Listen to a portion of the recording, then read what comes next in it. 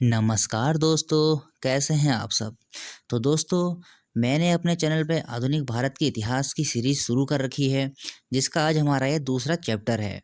तो जैसे कि हमने अपने पहले चैप्टर में पढ़ा था कि भारत में जो यूरोपियों का आगमन होता है, उससे संबंधित जो भी बेसिक प्रश्न थे, जो भी बेसिक प्रश्न बनते थे एग्ज़ाम में की दृष्टि से इम्पोर्टेंट थे, एग्ज़ाम में जो आते थे, वो मैंने सभी आपको करवा दिए हैं। तो आज हम लोग बढ़ रहे हैं अपने टॉपिक की ओर, पुर्तगालियों का भारत में आगमन। तो यूरोपीय देशों से आने वाले जो प्रथम व्यक्ति थे, वो कौन थे? Vasco D gamma. तो आज हम इन्हीं के बारे में थोड़ा अध्ययन करेंगे, पुर्तगालियों के बारे में। आज हम जो पुर्तगालियों का टॉपिक है, आज हम उसको समाप्त करेंगे। तो दोस्तों, आपका इसमें से कोई सा भी मतलब टॉपिक या फिर कोई सा भी फैक्ट नहीं छूटेगा। मैं सब कुछ इसमें कवर करवा दूँगा आपका। तो चलिए शुरू करते हैं। तो प्रथम यूरोपीय जो भारत में आते हैं, वो कौन हैं? पुर्तगाली। ये तो मैंने आपको कल ही बता दिया था। 1498 ईस्वी में वास्को डी गामा भारत आते हैं। केरल के कालीकट के तट पर जमोरिन नाम के एक राजा होते हैं, जो उनका स्वागत करते हैं। केप ऑफ गुड होप नामक मार्ग से आते हैं। ये सब जहाँ तक है आपने याद कर लिया होगा। तो 17 मई, डेट याद रखिएगा। कभी कभी डेट पूछ लेता है एग्जाम में। 17 मई 1498 ईस्वी को वास्को डी गामा आया भारत। अब देखिए दोस्तों, जब वह भारत आया और भारत से जब वापस वह यूरोप की ओर गया, अब वह अपने साथ अपने जहाज में कई सारे मसाले, काली मिर्च, अन्य चीज़ें जो जो मतलब व्यापारिक चीज़ें थी, वो उनको अपने साथ ले गया। लेकिन उन सब चीज़ों को जब वहाँ ले गया, जब उन सब चीज़ों को उसने वहाँ बेचा, तो उसने यह देखा कि उसने अपनी पूरी यात्रा का जो खर्च था, पूरी यात्रा का खर्च निकालने के बावजूद उसने उन वस्तुओं को बेचकर 60 गुना लाभ कमाया। मतलब अगर उसने कोई वस्तु 1 रुपये में खरीदी, तो उसने वहाँ उस 1 रुपये से उसने 60 रुपये का लाभ लाभ कमाया। तो यूरोपीय वासियों ने देखा, अरे! इतना सारा लाभ जब हमें अगर डायरेक्ट हम अगर यूरोप मतलब पूर्वी देश हैं जो भारत है, उससे व्यापार हम करते हैं, हमें डायरेक्ट व्यापार करने में हम 60 गुना लाभ हो रहा है। तो एक यह भी कारण था जिस कारण से यूरोपियों की एक जिज्ञासा जाग चुकी थी कि मतलब हम लोगों को वहाँ से व्यापार करना ही करना है, वो भी खुद ही करना है, किसी के द्वारा नहीं। तो 60 गुना लाभ लेके वास्को डी गामा ने यह दिखा दिया थी कि भारत के समुद्री मार्ग की खोज करके, भारत से व्यापार करके यह एक अच्छा सौदा साबित होगा। तो 17 मई 1498 आपको याद रखना है। उसके बाद वास्को डी गामा यूरोप वापस चले गए। फिर क्या होता है, वास्को डी गामा दूसरी बार भारत आते हैं साल 1502 ईस्वी में। ये आपको याद रखना है। एग्जाम में कई बार ऐसे पूछ लेता है कि वास्को डी गामा जो है दोबारा भारत कब आए? साल 1502 ईस्वी में। फिर देखिए, अब क्या होता है, जब साल 1498 ईस्वी में वास्को डी गामा अपना जहाजी बेड़ा मतलब केरल के काली तट बंदरगाह के पास लाते हैं, तो वहाँ पर एक स्थान होता है कप्पक डाबू। कल मैंने आपको बताया था केरल के कालीकट के तट के पास आते हैं, लेकिन वहाँ पर एक स्थान होता है कप्पक डाबू। कप्पक डाबू, क्योंकि कभी कभी एग्जाम में ये चीज़ें पूछ लेता है, तो मैं आपको सारी चीज़ें मैं लेके चलूँगा, कोई भी चीज़ में छोड़ने वाला नहीं हूँ। सारी चीज़ें जो जो एग्जाम में आएंगी, वो सारी चीज़ें मैं लेके चलूँगा। तो केरल के आपको क्या क्या याद रखना है, केरल के काली तट के पास एक स्थान है, एक बंदरगाह है, उसका नाम है कप्पक डाबू। कप्पक डाबू के पास उसने अपना जो जहाजी बेड़ा है उसको उतारा। अब देखिए दोस्तों, होता क्या है, जब वास्को डी गामा ये जो मैंने आपको बताया था केप ऑफ गुड होप मार्ग की तरफ से आ रहा होता है, तब उसकी मुलाकात होती है एक अब्दुल मनीद नामक एक व्यक्ति से। किससे? अब्दुल मनीद नामक एक व्यक्ति से। काफ़ी इंपॉर्टेंट क्वेश्चन है। जब वह केप ऑफ गुड होप मार्ग से आ रहा होता है, उसकी मुलाकात होती है अब्दुल मनीद नामक एक व्यक्ति से, जो एक गुजराती पथ प्रदर्शक होता है। इसी की सहायता के द्वारा जो वास्को डी गामा है वह भारत पहुंचता है। किसकी सहायता से? अब्दुल मनीत नामक गुजराती पथ प्रदर्शक की सहायता से। अक्सर एग्जाम में ऐसे क्वेश्चन पूछ लिया जाता है, वास्को डी गामा जब भारत आया था तो वो किसकी सहायता से आया था? उत्तर हो जाएगा अब्दुल मनीत। दोस्तों, जो जो मैं बोल रहा हूँ आपको सब कुछ नोट करना है, कुछ छोड़ना नहीं है। तो यहाँ तक आपका क्लियर हो गया। वास्को डी गामा भारत आता है 1502 ईस्वी में। कप्पक डाबू आपको याद कर लेना है। अब्दुल मनीर नामक गुजराती पथ प्रदर्शक की सहायता से वास्को डी गामा भारत आता है 1498 ईस्वी में। आपको ये भी याद कर लेना है। अब देखिए, हम आगे बढ़ते हैं अगले टॉपिक की ओर। भारत में वास्को डी गामा का मकबरा कहाँ है? काफ़ी इंपॉर्टेंट क्वेश्चन है ये, काफ़ी बार एग्जाम में पूछा जाता है। कोच्चि में भारत में वास्को डी गामा का जो मकबरा है वो है कोच्चि में। कोच्चि कहाँ है? केरल में। तो काफ़ी बार ये क्वेश्चन एग्जाम में आ जाता है, तो आप इसको नोट कर लीजिएगा। अब देखिए दोस्तों, मैंने यहाँ पर लिखा हुआ है ये लिस्बन। लिस्बन क्या था दोस्तों? लिस्बन क्या था? जिस समय ये भारत और यूरोप में ये भौगोलिक खोजों का काम चल रहा था, उस समय ये लिस्बन क्या था? पुर्तगाल की राजधानी थी। दोस्तों, जो जो इम्पोर्टेंट जैसे देश हैं, पुर्तगाली हो गए, स्पेन हो गए, अंग्रेज, डच, जो भी मतलब ये इम्पोर्टेंट देश हैं, इन सब की आपको राजधानियाँ याद रखनी हैं, क्योंकि ये राजधानी काफ़ी इम्पोर्टेंट हो जाती हैं इन यात्रियों के भारत आगमन के कारण। और इसका इम्पोर्टेंट होने के कारण एक और क्या है कि जो लिस्बन था वो कुछ समय के लिए यूरोपीय व्यापार का केंद्र भी बना हुआ था। तो यहाँ से भी क्वेश्चन बन जाता है, आपको 4 ऑप्शन दे देगा और पूछेगा भाई बताओ इनमें से पुर्तगाल का कौन सा यूरोपीय व्यापार केंद्र बना कुछ समय के लिए, ऐसा भी आपसे पूछ लेता है मतलब। तो आपको ये सब याद रखना है। लिस्बन क्या था? पुर्तगाल की राजधानी। तो आगे हम बढ़ते हैं। यहीं का एक शासक था मैनुअल प्रथम। कौन? मैनुअल प्रथम। यहीं का एक शासक था मैनुअल प्रथम। इसकी एक उपाधि थी वाणिज्य के प्रधान की। पुर्तगाली शासक था मैनुअल प्रथम। कौन था? पुर्तगाली शासक था। इसकी एक उपाधि थी वाणिज्य के प्रधान की। काफ़ी इंपॉर्टेंट क्वेश्चन ये भी है, एग्जाम में ऐसे ही पूछेगा आपसे कि मैनुअल प्रथम या तो कहाँ का शासक था, पुर्तगाली शासक, या आपसे पूछा जाएगा वाणिज्य के प्रधान की उपाधि किसकी है, आपको बोलना है मैनुअल प्रथम। या पूछेगा जाएगा कि इनमें से मैनुअल प्रथम की उपाधि क्या है, आपको आपको एग्जाम उत्तर देना होगा वाणिज्य के प्रधान की। तो दोस्तों, आपके यहाँ से काफ़ी सारे क्वेश्चन हो गए हैं। भारत में सर्वप्रथम आते हैं पुर्तगाली। वास्को डी गामा का डेट याद रखेंगे 17 मई। 60 गुना इसने लाभ कमाया। ये भी काफ़ी बार एग्जाम में कभी कभी पूछ लिया जाता है, तो आपको कुछ छोड़ना नहीं है, आपको सब कुछ पढ़ना है। आप मेरे साथ जब ये सब चीज़ें पढ़ रहे हैं ना, आप इन सब चीज़ों को नोट्स कर लीजिए। एक बुक से एक कॉपी बनाइए, नोट्स कर लीजिए। एक बार आप लेक्चर सुनेंगे और एक बार आप जब पढ़ा हुआ है उसको पढ़ेंगे, 2-3 बार रिपीट करेंगे, आप उस चीज़ को कभी नहीं भूलेंगे। तो भारत का वास्को डी गामा दोबारा आगमन कब होता है? 1502 ईस्वी में। बहुत इंपॉर्टेंट है। कप्पक डाबू आपको याद रखना है। अब्दुल मजीद नामक गुजराती पथ प्रदर्शक जिसकी सहायता से वास्को डी गामा भारत आता है। कोच्चि हो गया, जहाँ पर वास्को डी गामा का मकबरा है। तो आपको ये सब चीज़ें याद रखनी हैं। तो आपको यहाँ से सब कुछ क्लियर हो गया होगा। चलिए हम अब बढ़ते हैं आगे। तो दोस्तों, जो पहला पुर्तगाली अभियान आता है वह तो आता है 1498 ईस्वी में वास्को डी गामा के नेतृत्व में। अब देखिए, तो दूसरा पुर्तगाली अभियान आता है वह आता है पेड्रो अल्वारेज कैब्रल के नेतृत्व में। किसके? Pedro Alvarez. आपको इतना ही जैसे चाहे छोटे बोलो, आपको जरूरी नहीं है कि आप पूरा नाम याद करें। आप पेड्रो अल्वारेज नाम याद रख लीजिए, कैब्रल नाम याद रख लीजिए, जो भी आपको याद होता है वो याद रख लीजिए, बस आपको याद रखना है। द्वितीय पुर्तगाली अभियान भारत में कब आएगा? साल 1500 ईस्वी में। किसके नेतृत्व में आता है? पेड्रो अल्वारेज कैब्रल के नेतृत्व में। और यह भी कहाँ पर पहुँचता है सबसे पहले? भारत में कालीकट के पास। तो इसका भी स्वागत, जैसे मैंने आपको बताया था वास्को डी गामा का स्वागत जमोरिन ने किया था, ये भी जो ये पेड्रो अल्वारेज होता है यह भी जमोरिन से मिलता है, और उसके लिए ये भी काफ़ी सारे उपहार स्वरूप लाया रहता है जमोरिन को खुश करने के लिए। तो ये क्या करता है, पुर्तगाली तो वैसे ही बहुत तेज़ होते हैं, उनको उनकी जो सोच होती है वो काफ़ी आगे होती है। अब वो क्या करता है, एक अरबी जहाज़ होता है, समुद्र से एक अरबी जहाज़ को पकड़ लेता है और उसको जमोरिन को उपहार स्वरूप दे देता है। देखो इनकी नीति क्या रहती है, मतलब अरबी जहाज़ पकड़ा और उसी को जमोरिन को उपहार स्वरूप प्रदान कर दिया, मतलब अपना कुछ नहीं गया। और वहाँ से बल्कि जमोरिन से उसने क्या किया, बहुत सारी वस्तुएं, मतलब जब भाई कोई किसी को उपहार दे रहा है तो सामने वाला भी तो उपहार देगा ना। अब जमोरिन तो राजा था, उसको तो काफ़ी सारे उपहार उसको देने ही थे। जब कोई यात्री अगर उसके देश में आया है तो उसको उस बिना उपहार के तो भेजेगा नहीं। तो जमोरिन ने क्या किया, उसको भी मतलब अपने साथ काफ़ी सारी जड़ी बूटियाँ जो भी है ले जाने की अनुमति प्रदान कर दी। इसके साथ भी यही हुआ, जो माल ले गया इसने वहाँ बेचा और काफ़ी सारा मुनाफा कमाया। तो इनकी जो नीति रही है वो अलग ही नीति रही थी। तो अब हम बढ़ते हैं आगे अगले टॉपिक की ओर। भारत में पुर्तगालियों की पहली फैक्ट्री या दुर्ग कहाँ स्थापित हुए? आपके सामने क्वेश्चन में कभी दुर्ग भी लिख देगा, कहीं फैक्ट्री भी लिख देगा, तो अब उसमें बिल्कुल भी घबराइएगा मत कि ये क्या लिख दिया, दुर्ग लिख दिया, फैक्ट्री लिख दिया, कन्फ्यूज होने वाली बात नहीं है इसमें।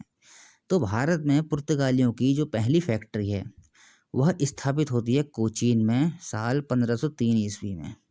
कब होगी? कोचीन में साल 1503 ईस्वी में। अब देखिए दोस्तों, ये कोचीन कहाँ है? कोचीन है यहाँ कहाँ पर? केरल में। याद रखिएगा, एग्जाम में आपसे क्वेश्चन किसी भी तरीके से पूछा जा सकता है। आपको हर तरीके से रेडी रहना पड़ता है कि भाई हमसे क्वेश्चन किस तरह से पूछ सकता है एग्जाम में। तो भारत में पुर्तगालियों की पहली फैक्ट्री कहाँ स्थापित होती है? कोचीन में। किस सन में? 1503 ईस्वी में। तो कोचीन कहाँ है? केरल में। ऐसे ही पूछ लेगा, भारत में पुर्तगालियों ने अपनी पहली फैक्ट्री कोचीन में स्थापित की। कोचीन कहाँ है? उत्तर आ जाएगा केरल। कोचीन में फैक्ट्री कब स्थापित की पुर्तगालियों ने? 1503 ईस्वी में।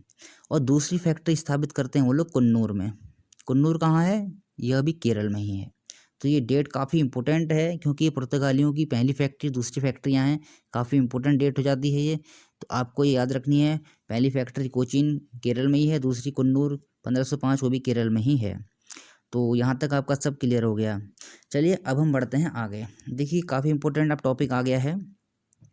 अब क्या हुआ, जब देखा भाई पुर्तगालियों ने भारत में जो व्यापार करने का क्या क्या फ़ायदा हो रहा है उनको, कितने सारे उनको लाभ उन्होंने कमा लिए हैं जो भी यात्री वहाँ गए हैं। अब उन्होंने क्या सोचा कि क्यों ना भाई हम भी अपने भारत में वायसराय भेजते हैं, हम भी अपना खुद ही शासन चलाते हैं। तो अब उन्होंने क्या किया, अपना वायसराय भेजा भारत में। कब? साल 1505 ईस्वी में। उसका नाम था फ्रांसिस्को डी अल्मीडा। आप इसको शॉर्टकट में अल्मीडा नाम याद रखिए, बहुत लंबा नाम है, क्या रखना? अल्मीडा। तो साल 1505 ईस्वी में एक पुर्तगाली यात्री आता है भारत में, जिसका नाम होता है अल्मीडा। यह था भारत का प्रथम पुर्तगाली गवर्नर। भारत में प्रथम पुर्तगाली गवर्नर कौन था? अल्मीडा। कब आया था? 1505 ईस्वी में। कब तक रहा? 1509 ईस्वी तक। यहाँ तक आपको डाउट नहीं रहा होगा, यहाँ तक सब क्लियर है। फ्रांसिस्को डी अल्मीडा भारत में प्रथम पुर्तगाली गवर्नर या वायसराय बन के आया था, 1509 ईस्वी तक रहा था। ठीक हो गया। चलिए आगे बढ़ते हैं। अब देखिए, इसकी एक नीति रही थी, काफ़ी इम्पोर्टेंट है, ब्लू वाटर पॉलिसी, जिसे बोलते हैं नीले जल की नीति। ब्लू वाटर पॉलिसी किस पुर्तगाली वायसराय की थी? उत्तर आ जाएगा फ्रांसिस्को डी अल्मीडा की, या हम इसे कह सकते हैं नीले जल की नीति। तो ऐसे क्वेश्चन एग्जाम में बनता है कई बार, ब्लू वाटर पॉलिसी किसकी थी या नीले जल की नीति किसकी थी? आंसर आ जाएगा फ्रांसिस्को डी अल्मीडा। अच्छा, इसकी पॉलिसी थी, इसका उद्देश्य क्या था? इसका उद्देश्य यही था कि हिंद महासागर का जो व्यापार था उस पर पुर्तगालियों का नियंत्रण करना था। अच्छा, पुर्तगाली क्या थे, इनकी सोच क्या थी? इनकी सोच ये थी भाई कि जो पूरा समुद्र है उस समुद्र में हम अपना अधिकार कर लें और हम ही व्यापार करते रहें और कोई व्यापार करे ही ना। तो इनकी सोच काफ़ी अलग थी। और क्या था कि इन पुर्तगालियों के संबंध काफ़ी जो शासक थे उनसे काफ़ी ख़राब हुआ करते थे। तो इस कारण से ये क्या सोचते थे कि हम ही करें जो कुछ करें और कोई देश यहाँ ना आए, सिर्फ हमारा ही यहाँ व्यापार होता रहे। इसलिए इन्होंने क्या चलाया? ब्लू वाटर पॉलिसी, हिंद महासागर व्यापार पर पुर्तगाली नियंत्रण स्थापित करने का इनका जो उसका उद्देश्य रहा था। अब एग्जाम में पूछेगा भाई ब्लू वाटर पॉलिसी का उद्देश्य क्या था या नीले जल की नीति का उद्देश्य क्या था, तो आपका उत्तर हो जाएगा हिंद महासागर के व्यापार पर पुर्तगालियों का नियंत्रण करना, या फिर ऐसे आ जाएगा समुद्र पर पुर्तगालियों का नियंत्रण। इस तरीके से आपके पास एग्जाम में क्वेश्चन बन जाएंगे। तो आपने यहाँ से क्वेश्चन बन गए आपके। द्वितीय पुर्तगाली अभियान पेड्रो के नेतृत्व में आया। इसके अरबी जहाज जो जमोरिन को उपहार स्वरूप में प्रदान किया। और भारत में पुर्तगालियों की प्रथम फैक्ट्री स्थापित होती है कोचीन में, कब होगी? 1503 ईस्वी में। ये डेट काफ़ी इंपॉर्टेंट है, याद रखिएगा। 1505 ईस्वी में दूसरी फैक्ट्री कुन्नूर, दोनों कहाँ हैं? केरल में। फ्रांसिस्को डी अल्मीडा भारत में प्रथम पुर्तगाली गवर्नर तक आया, कब? 1505 ईस्वी में। कब तक रहा? 1509 ईस्वी तक। इसकी नीति कौन सी थी? ब्लू वाटर पॉलिसी, जिसे बोलते हैं हम नीले जल की नीति। इस ब्लू वाटर पॉलिसी का उद्देश्य क्या था? हिंद महासागर के व्यापार पर पुर्तगालियों का नियंत्रण स्थापित करना। चलिए, यहाँ तक आपकी सारी चीज़ें क्लियर हो गई होंगी। अब हम बढ़ते हैं आगे। तो जैसा कि मैंने आपको बताया, जो अल्मीडा की जो नीति रही है वो यही रही थी कि मतलब समुद्र को अपने अधीन कर लिया जाए और अपना ही व्यापार करते रहो। अपनी नौसेना है जो उसको इतना सक्षम बना दो कि दूसरा तुम्हारा सामना कर ही ना पाए।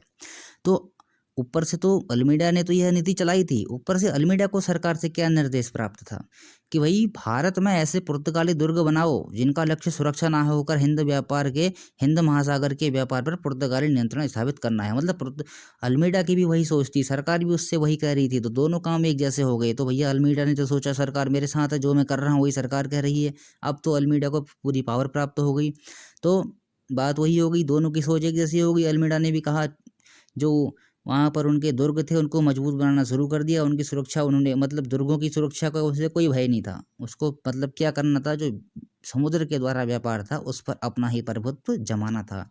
तो ऐसा क्वेश्चन काफ़ी बार एग्जाम आ जाता है। अल्मीडा की इनमें से बताइए, अल्मीडा की इनमें से नीति क्या रही थी, तो उत्तर ये हो जाएगा हिंद महासागर के व्यापार पर पुर्तगाली नियंत्रण स्थापित करना।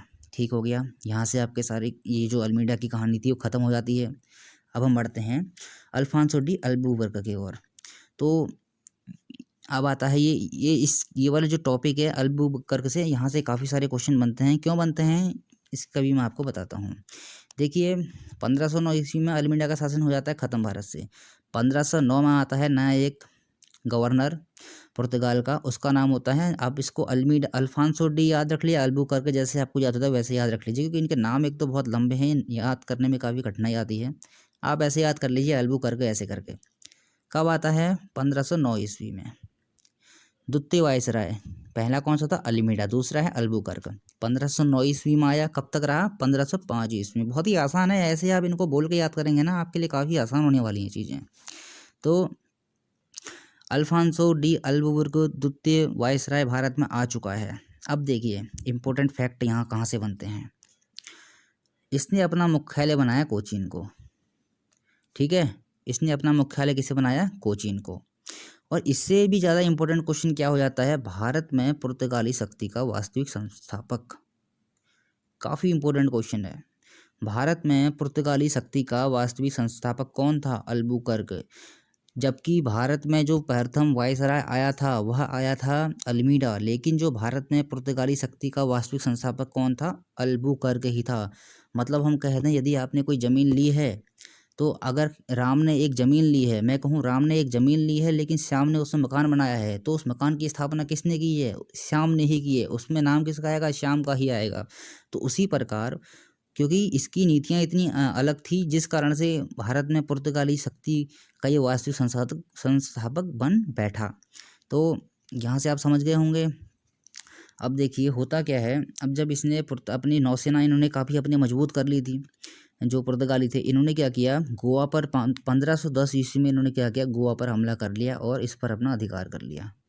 1510 ईस्वी में काफ़ी सारे एग्जाम में ये क्वेश्चन बना हुआ है, भाई पुर्तगालियों ने गोवा पर अपना अधिकार कब किया, 1510 ईस्वी में। उस समय जब अल्बुकर्क ने जब गोवा पर 1510 ईस्वी में हमला किया, उस पर अपना अधिकार किया, उस समय यहाँ पर किसका शासक था, उत्तर आ जाएगा बीजापुर के आदिल शाही सुल्तान का। तो ये ऐसे क्वेश्चन हमेशा बनते हैं कि जब यहाँ पर इसने आक्रमण किया था तो वहाँ पर किसका अधिकार था। तो वहाँ पर गोवा पर जब अल्बुकर्क ने 1510 ईस्वी में आक्रमण किया, अब उसको अपने अधीन कर लिया, तो वहाँ पर अधिकार था बीजापुर के आदिल शाही सुल्तान का। तो काफ़ी इंपॉर्टेंट क्वेश्चन है, याद कीजिएगा इसको। अब देखिए दोस्तों, इन्होंने क्या किया, भारत पर के जो बंदरगाह थे, भारत में तो अपनी फैक्ट्रियाँ स्थापित की थी, बाकी जो भारत के जो अड़ोसी पड़ोसी जो द्वीप थे उन पर भी इन्होंने अपना नियंत्रण स्थापित किया था। जैसे एक मलक्का, भारत के जो महत्वपूर्ण मंडी थी, एक मलक्का नामक मंडी थी, उस पर भी अल्बुकर्क ने कहाँ पर, जो 1511 ईस्वी में अपना, मतलब जो उसको अपने अधीन ले लिया था। कब, 1511 ईस्वी में मलक्का को। तो इससे संबंधित कुछ फैक्ट जान लेते हैं। अब देखिए दोस्तों, एक बात और है, जो गोवा था, जो पुर्तगालियों के अधीन जाने वाला जो पहला क्षेत्र था वो गोवा था। मतलब गोवा पर पुर्तगालियों ने अपनी पहली विजय स्थापित की थी। सबसे पहले भारत का जो एक ऐसा राज्य, मतलब ऐसा क्षेत्र है जो पुर्तगालियों के अधीन आया और सबसे बाद में भी आज़ाद होता है। मतलब सबसे पहले अधीन आया 1510 ईस्वी में और सबसे बाद में आज़ाद हुआ 1961 ईस्वी में। जैसे कि आप जानते हैं भारत आज़ाद हुआ था 15 अगस्त 1947 को, लेकिन कुछ ऐसे क्षेत्र रह गए थे जो उस समय जो इसे पुर्तगालियों के अधीन थे। तो उन सब चीज़ों के बारे में अभी आगे बताऊंगा कौन कौन से क्षेत्र उनके अधीन थे।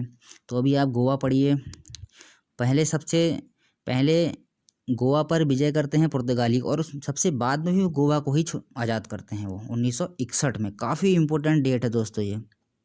जब मैं आपको पॉलिटिक्स का वो पढ़ाऊँगा पॉलिटिक्स के बारे में, तब आपको मैं इसके बारे में और डिटेल से बताऊँगा। अभी आप इतना याद कीजिए, गोवा पर पुर्तगालियों ने विजय की 1510 ईस्वी में और गोवा पुर्तगालियों से आज़ाद कब हुआ? 1961 ईस्वी में। अच्छा, अल्फांसो डी अल्बुकर्क की एक और विशेषता थी, इसने अपने क्षेत्र में अपने जब इसने 1509 से 1515 तक मतलब राज किया, तो इसने अपने जो इसके जो क्षेत्र आते थे, इसने क्या किया, सती प्रथा पर प्रतिबंध, सती प्रथा जो थी उस पर इसने प्रतिबंध लगाया। तो काफ़ी क्वेश्चन इंपॉर्टेंट हो गया है कि मतलब किस पुर्तगाली वायसराय या गवर्नर ने अपने जो क्षेत्र थे उसमें सती प्रथा पर प्रतिबंध लगाया? उत्तर हो जाएगा अल्बुकर्क ने। अच्छा, अब देखते हैं, इसकी एक नीति थी, उस नीति का नाम था विवाह नीति। यह विवाह नीति क्या थी? दरअसल दोस्तों क्या था, अब पुर्तगाली तो इस समय नए नए आए थे, तो उन्होंने एक अपनी नीति चलाई, विवाह नीति। उन्होंने क्या किया, जो भी पुर्तगाली, जो भी यहाँ से वायसराय या अधिकारी, जो कर्मचारी यहाँ आते थे, उनको यह आदेश था कि तुम भारत में जाके भारत की जो स्त्रियाँ हैं उनसे विवाह करो, और विवाह करके उनको तुम क्या करो, उनको जो उनका धर्मांतरण कर दो, उनको ईसाई बना दो। तो यह एक उनकी नीति थी भारत में ईसाई धर्म का प्रचार करने की। तो अल्फांसो डी अल्बुकर्क ने एक नीति चलाई थी, उसका नाम था विवाह नीति। उसका उद्देश्य क्या था? ईसाई बनाना। मतलब अगर भाई किसी के साथ अगर वो शादी करेगा, मतलब किसी ईसाई ने किसी लड़की के साथ शादी करी, तो लड़की भी तो ईसाई हो जाएगी ना, उसके बच्चे होंगे वो भी ईसाई होंगे। इस कारण से इनकी यह नीति यह भी रही थी कि भाई ईसाई का जो धर्म का प्रचार है उसको भी भारत में करना है। तो दोस्तों आपके यहाँ से काफ़ी क्वेश्चंस बन गए हैं। जैसे अल्बुकर्क दूसरा वायसराय आता है भारत में, और यह पुर्तगाली शक्ति का वास्तु संस्थापक था। गोवा पर विजय इसने 1510 ईस्वी में की थी। इसका मुख्यालय काफ़ी इंपॉर्टेंट है, इसको याद कीजिएगा। और जब इसने गोवा पर अधिकार किया था, बीजापुर की आदिल शाही सुल्तान का शासक था वहाँ पर, उसमें वहाँ शासक था मतलब बीजापुर का। और मतलब जो गोवा पर जिसने 1510 ईस्वी में जब इसने क्या किया, अल्बुकर्क ने अपना प्रभुत्व कायम कर लिया, तो उस समय वहाँ पर शासक था वो बीजापुर का आदिल शाही सुल्तान का शासन चल रहा था। और मलक्का संधि पर नियंत्रण 1511 ईस्वी में। गोवा आज़ाद हुआ 1961 ईस्वी में। विवाह नीति किसने चलाई थी? अल्बुकर्क ने। सती प्रथा पर प्रतिबंध किसने लगाया? अल्बुकर्क ने। काफ़ी इंपॉर्टेंट क्वेश्चन यहाँ से आपके तैयार हो गए हैं। तो चलिए दोस्तों हम लोग बढ़ते हैं अपने अगले टॉपिक की ओर। अगला टॉपिक आता है नीनो डी कुन्हा। ये एक वायसराय था जो भारत में आया था सन 1529 से 1538 ईस्वी के बीच। Nino D Cunha. अब इसके शासनकाल की क्या महत्वपूर्ण घटना रही थी? इसने क्या किया, साल 1530 ईस्वी में जो सरकारी कोचीन, जो इनका सरकारी कार्यालय था पुर्तगालियों का, इसने उसको क्या किया, कोचीन से गोवा में स्थानांतरित कर दिया। कब? 1530 ईस्वी में। ये इसके साल की बहुत महत्वपूर्ण घटना रही है और उसी को इन्होंने राजधानी बनाया। और बाद में क्या हुआ, गोवा ही पुर्तगालियों के भारत का मूल केंद्र रह गया था, क्योंकि गोवा आप जानते हैं, मैंने बताया था भारत में सबसे पहले आज़ाद हुआ था, तो पुर्तगालियों का भारत में मूल केंद्र बन गया था गोवा। अक्सर एग्जाम में आता है गोवा भारत में पुर्तगालियों का मूल केंद्र कहाँ था, उसका उत्तर हो जाएगा गोवा। अच्छा देखिए, इसी के शासनकाल में सन 1500, अभी मैंने बताया ना भारत के कुछ ऐसे क्षेत्र रहे थे 1500, भारत जैसे आज़ाद हुआ 15 अगस्त 1947 में, लेकिन फिर भी कुछ ऐसे क्षेत्र रहे थे जिन पर पुर्तगालियों का अधिकार रहा था। उनमें से देखिए एक ये था दीव था, देखिए एक दूसरा था दमन। दीव पर इन्होंने अधिकार कब किया पुर्तगालियों ने? 1535 ईस्वी में। और दमन पर अधिकार कब किया? 1559 में। काफ़ी इम्पोर्टेंट ये डेट है, इन डेट को बिल्कुल भी छोड़िएगा मत। ये मत सोचिएगा डेट हैं चलो यार इनको डेट कौन याद कर रहा है, तो ऐसा बिल्कुल नहीं है, किसी भी एग्जाम में कभी भी पूछी जा सकती हैं। तो दमन दीव पर अधिकार करते हैं पुर्तगाली 1535 ईस्वी में, दमन पर अधिकार करते हैं 1559 ईस्वी में, और ये मुक्त कब होते हैं? 1961 ईस्वी में। गोवा, दमन और दीव 1961 ईस्वी में पुर्तगालियों के नियंत्रण से मुक्त होते हैं। ठीक है, समझ में आ गया होगा आपके। अगला टॉपिक, पुर्तगालियों का हिंद महासागर में एकाधिकार समाप्त। अगला टॉपिक आता है आपका पुर्तगालियों का हिंद महासागर में एकाधिकार समाप्त। अब होता क्या है दोस्तों, धीरे धीरे क्या होता है, डच कंपनियां और ब्रिटिश कंपनियां धीरे धीरे क्या करती हैं, वो भी अपना जो व्यापार है उसको बढ़ाने की कोशिश करती हैं। वो भी हिंद जो महासागर है उसमें सेंध लगाना शुरू करती हैं। वह भी अपनी नौशक्ति जो उनकी होती है उसको वो भी मजबूत बनाना शुरू करती हैं।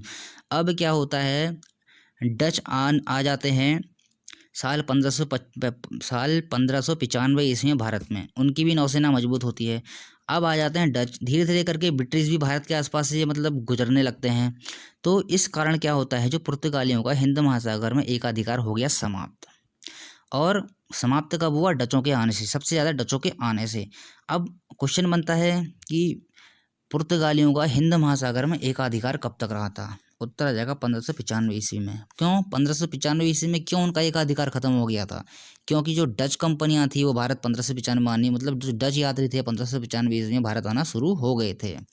तो काफ़ी इंपॉर्टेंट डेट है। पुर्तगालियों का भारत में एकाधिकार कब तक रहा, 1595 ईस्वी में। ठीक हो गया। अब देखिए अगला टॉपिक आता है एस्तादो द इंडिया क्या था। एस्तादो द इंडिया, तो पुर्तगाली जो सामुद्रिक उनका साम्राज्य था उसका इन्होंने एक नाम दे रखा था। जो एस्तादो द इंडिया सिर्फ पुर्तगाली सामुद्रिक साम्राज्य का एक यह क्या था, एक नाम था। तो दोस्तों अगला टॉपिक है हमारा कार्टेज व्यवस्था। कार्टेज व्यवस्था क्या थी इसे आपको मैं समझा देता हूँ। यह क्या थी, पुर्तगालियों की एक सामुद्रिक व्यवस्था थी। अब इसमें क्या होता था, इसमें ये होता था जैसे इस व्यवस्था के तहत क्या था, भारतीय जहाज़ों के कप्तानों को गोवा के जो वायसराय थे उनसे लाइसेंस या पास लेना पड़ता था। मतलब जब भी जो भारत के जो कप्तान हैं, जो जहाज़ हैं, अगर वो सामुद्रिक यात्रा करते हैं तो उनको गोवा के जो वायसराय थे उनसे उनको कुछ शुल्क देकर एक पास लेना पड़ता था। अगर वो पास नहीं लेते थे तो जो पुर्तगाली थे वो भारतीय जहाज़ों पर हमला कर देते थे। अगर वो पास ले लेंगे तो मतलब इसका मतलब ये है कि भाई पुर्तगाली जो है भारतीयों पर हमला नहीं करेंगे। अब इतनी उनकी नौसेना मजबूत हो गई थी उस समय, जैसे आप जानते हैं भारत में मुगल वंश का शासक था, इतनी उनकी नौसेना मजबूत थी। मुगल वंश के जो शासक थे, जो मुगल शासक थे, वो भी जो पुर्तगालियों से थे उस समय अनुमति लेते थे, मतलब समुद्र के रास्ते व्यापार करने की। अब इसका क्या कारण था, पुर्तगालियों ने तो अपनी काफ़ी मतलब मजबूत कर ली थी स्थिति, लेकिन कभी मुगल शासकों ने जो अपनी नौसेना कहें उसके लिए कभी मजबूत करने का प्रयास किया ही नहीं। तो कार्टेज व्यवस्था संबंधित है अरब सागर से। ठीक है, अरब सागर का ये था मामला जहाँ पर ये सब कार्रवाई की जाती थी। तो आपके यहाँ से क्वेश्चन देखिए काफ़ी सारे बन गए हैं। सरकारी कार्यालय कोचीन से गोवा किसने स्थानांतरित किया, 1530। काफ़ी इंपॉर्टेंट डेट है दोस्तों ये 1530 ईस्वी की, क्योंकि यही जो गोवा है वो बाद में भारत में पुर्तगालियों का मूल केंद्र बनता है। दीव पर अधिकार करते हैं 1535 ईस्वी में, 1535 ईस्वी में, और दमन पर अधिकार करते हैं 1559 में। ये मुक्त कब होते हैं, 1961 ईस्वी में। बहुत ही इंपॉर्टेंट क्वेश्चन है मुक्त होने का, बहुत बार एग्जाम में पूछा जाता है। अब पुर्तगालियों का हिंद महासागर में एकाधिकार कब समाप्त हुआ, डच कंपनियों ब्रिटिश कंपनियों के आ जाने से। एकाधिकार कब तक रहा था, 1595 ईस्वी तक। अब अच्छा, एस्तादो द इंडिया किस कंपनी का नाम था, ऐसे ही पूछ लिया कभी कभी, तो आंसर आ जाएगा आपका पुर्तगालियों का। एस्तादो द इंडिया काफ़ी इंपॉर्टेंट है, नोट कर लीजिएगा। कार्टेज व्यवस्था क्या थी, जिसके बारे में मैंने आपको बता ही दिया है। मतलब जो भारतीय जहाज़ थे उनको यूरोपीय गवर्नर से अनुमति लेनी पड़ती थी व्यापार करने की समुद्र के रास्ते से। तो यहाँ तक आपको सब समझ में आ गया। चलिए बढ़ते हैं अगले टॉपिक की ओर। तो दोस्तों हमारा जो अगला टॉपिक है वो है काफिला व्यवस्था। जैसे कि मैंने आपको बताया भाई, पुर्तगाली तो यही चाहते थे कि भाई जो समुद्र है उन पर उन्हीं का ही अधिकार हो, वहाँ से कोई भी व्यापार ना करे। अब उन्होंने क्या किया, एक व्यवस्था चलाई जिसका नाम था काफिला व्यवस्था। ये काफिला व्यवस्था क्या थी, तो हम पढ़ेंगे इस काफिला व्यवस्था के बारे में। इसमें क्या होता था, स्थानीय व्यापारियों के जहाज़ों का एक काफिला होता था। मतलब जो स्थानीय व्यापारी होंगे उन जहाज़ों का एक काफिला होगा जिनकी रक्षा के लिए पुर्तगालियों का जो बेड़ा है वो साथ साथ चलता था। देखिए मतलब पूरी तरह से इनने सब कुछ जकड़ लिया, मतलब सब कुछ यही करेंगे। इसका मतलब क्या था, सब कुछ यही करेंगे। मतलब अब ये इन्होंने ऐसा जिम्मा क्यों उठाया है भाई कि जो जितने भी मतलब स्थानीय जो व्यापारियों के जहाज़ हैं उनकी जो हम रक्षा के लिए जो पुर्तगालियों का बेड़ा क्यों साथ चलेगा। इसका इसका क्या था, मतलब दो उद्देश्य इसके मुख्यतः थे। पहला उद्देश्य क्या था कि जो जो ये जहाज़ जा रहे हैं भारतीय जहाज़, इन पर किसी समुद्री डाकुओं का हमला ना हो सके। और दूसरी बात यह सुनिश्चित करना था कि जो भी जहाज़ यहाँ से निकल रहे हैं भारतीय जहाज़, यह किसी और मतलब पुर्तगाली व्यवस्था के बाहर जाकर व्यापार ना कर दें। मतलब पुर्तगाली तो यह चाहते थे कि भाई सारा का सारा जो है हमें ही मिले, जितना मुनाफा है हमें ही मिले। तो एक काफिला व्यवस्था के मुख्य तरह क्या था, मतलब स्थानीय जो थे जहाज़ थे उनका एक काफिला होता था जिनकी रक्षा के लिए पुर्तगाली बेड़ा साथ साथ चलता था। इसके दो उद्देश्य थे। पहला क्या था, जो भारतीय जहाज़ हैं उनकी सुरक्षा करना समुद्री डाकुओं से, और दूसरा क्या था, जो पुर्तगाली जो जो पुर्तगाली व्यवस्था थी उसके बाहर जाकर ये जहाज़ अपना व्यापार ना कर सकें। अच्छा ठीक है, यहाँ तक आप समझ गए होंगे काफिला व्यवस्था। कभी कभी पेपर में ऐसा रहता है काफिला व्यवस्था किसकी थी, तो उत्तर आ जाएगा आपका पुर्तगालियों की। काफ़ी इंपॉर्टेंट क्वेश्चन मैं आपको यहाँ से बता रहा हूँ, हमेशा एग्जाम में बनने वाले। अब देखिए पढ़ते हैं हम अगला, पुर्तगालियों का भारत में पुर्तगालियों का भारत आने का जो उद्देश्य था वो क्या था। देखिए पुर्तगालियों का जो भारत आने का उद्देश्य, मुख्य उद्देश्य तो जैसे मैंने आपको पहली वीडियो में ही बताया था, व्यापार करना था। लेकिन एक उनका छुपा हुआ एजेंडा था, वह क्या था, ईसाई धर्म का प्रचार। जैसे मैंने आपको बताया था, अल्बुकर्क ने एक नीति चलाई थी, विवाह नीति। इसके तहत स्त्रियों से यहाँ विवाह करो और उनको ईसाई धर्म में बदलो।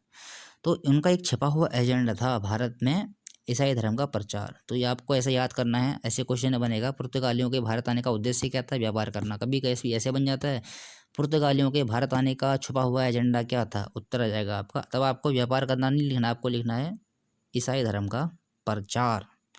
ठीक है भाई, आपके यहाँ से क्वेश्चन बन गए दो।